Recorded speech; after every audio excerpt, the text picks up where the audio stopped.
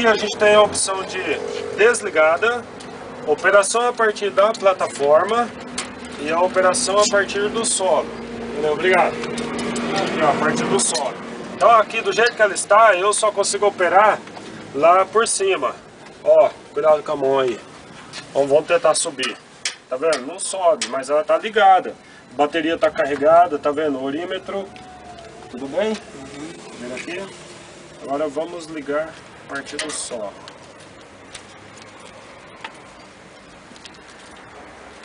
Acho que tem que segurar ali, né? Não é aquela que tem que segurar ali? Não, o quê? Uma mão segurar para tu operar ela? Não. Não é assim. Ela tem que travar aqui.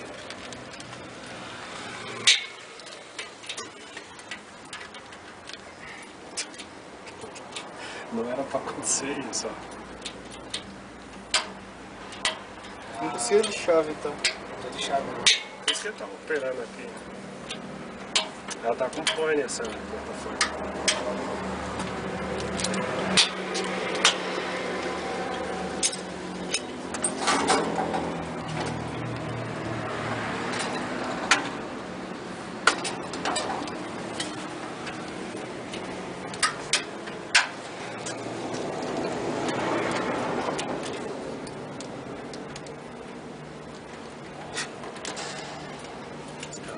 Mas se você está conseguindo girar sem a chave, significa que essa chave ali está errada, então.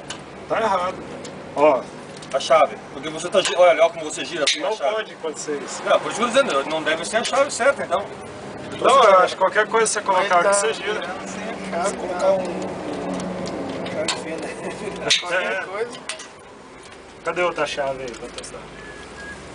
Mas isso funciona porque você está conseguindo girar. Não, é porque ela tá quebrada. Não tem problema. Ó.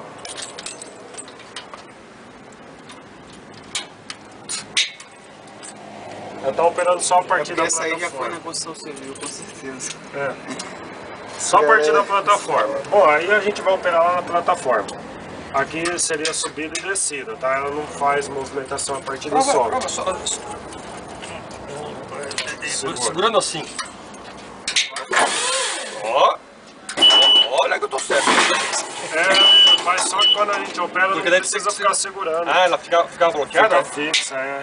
Porque tá quebrada mesmo. Porque isso aqui dá a impressão de que Não é. É, o certo. Deu técnica e tá funcionando. Só que ela tá quebrada, não é assim. Também, né?